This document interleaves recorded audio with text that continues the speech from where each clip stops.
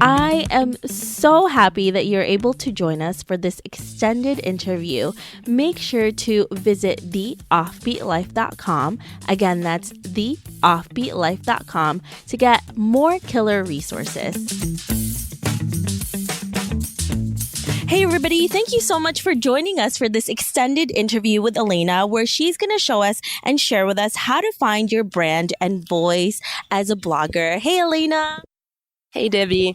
So I will be the speaker at the next Wire Journeys retreat. And one of the things that I'm going to want to talk about is, of course, how to find your voice and brand when you're just starting out blogging. I think the biggest thing is you have to find what it is that you are a mini expert in. You know, what it is that you normally advise your friends on. What do friends come to you for?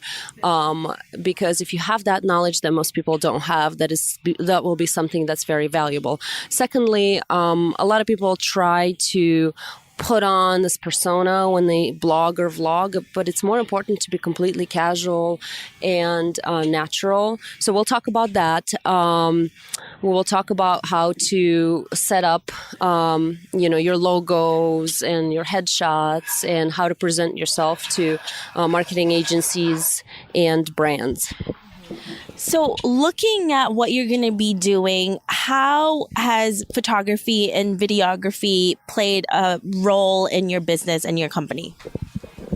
People are extremely visual. You know, the majority of people they say a picture says 1,000 words.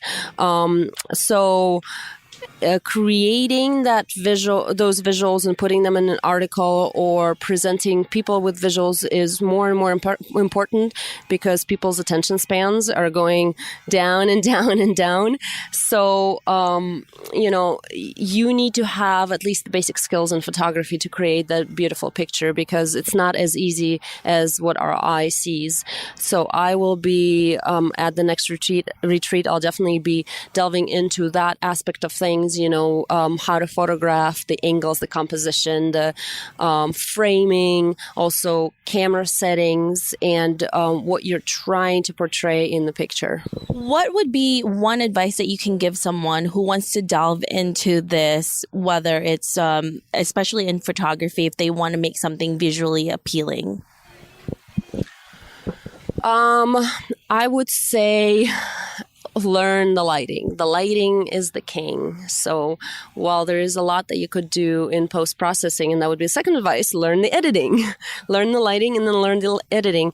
The biggest thing, honestly, though, is practice. The more you practice, the better you become. They've had some studies where they've shown that there's no such thing as talent, really. It is how much time you really spent at something. So, the 10,000 hours is what makes you an expert at something. So the more you do it, the better you become. Yeah, you didn't come out of the womb an entrepreneur and talented and, so it's all learned like with anything else. And we fail so much trying to learn. And that's how we figure out what we are finally supposed to do with our lives, hopefully. So one of the things that we usually don't talk about as creatives, because we hate this kind of stuff, but you're very good at it. That's why I'm like, oh my gosh, is the legal stuff, the legal aspect and the financial aspect of the business. Can you give us a little bit of a snippet of what you're going to be talking about with that?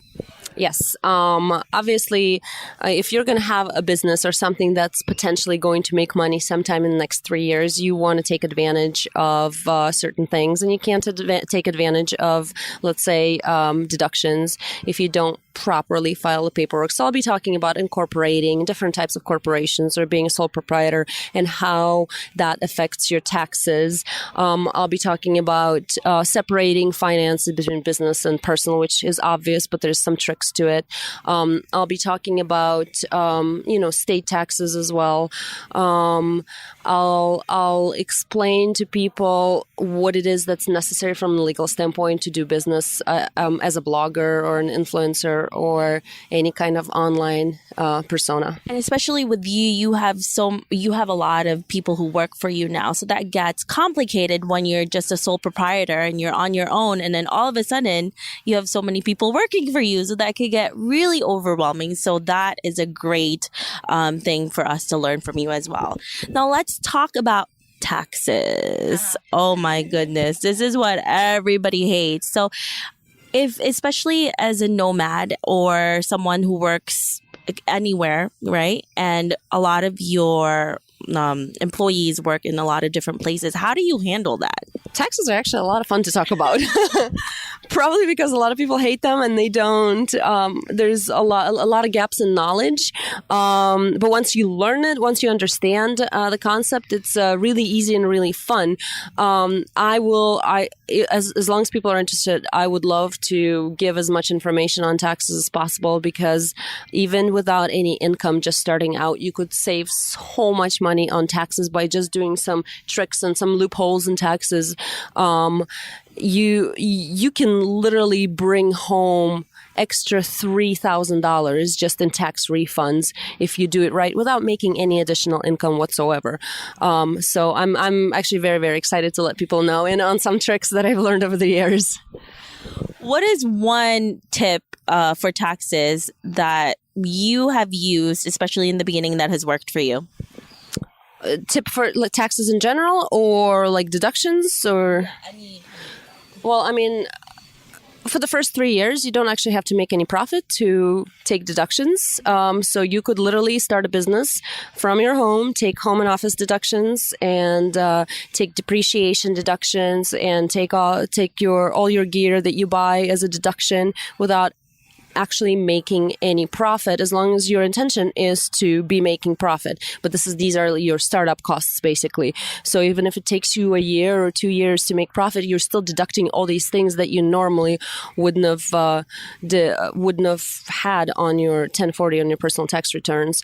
Then there's obviously filing as a corporation, as a S corp rather than a C corp, or rather than sole proprietor, because you end up not having to pay Social Security tax, but you're also not double taxed as a C corp. So it's like a pass-through corporation that is treated kind of like a sole proprietorship in terms of taxes, but without the self-employment tax. So there's quite a bit that we could talk about that I will talk about on the retreat.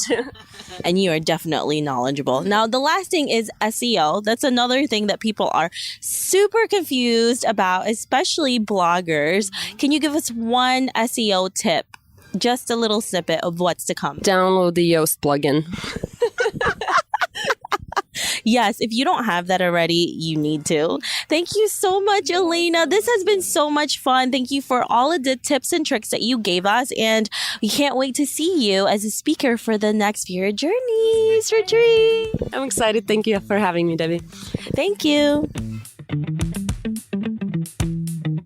I hope you enjoyed this extended interview with Elena. Make sure to visit theoffbeatlife.com. Again, that's theoffbeatlife.com to get the full interview with Elena, where she shares how to zero in on your goals as a mompreneur.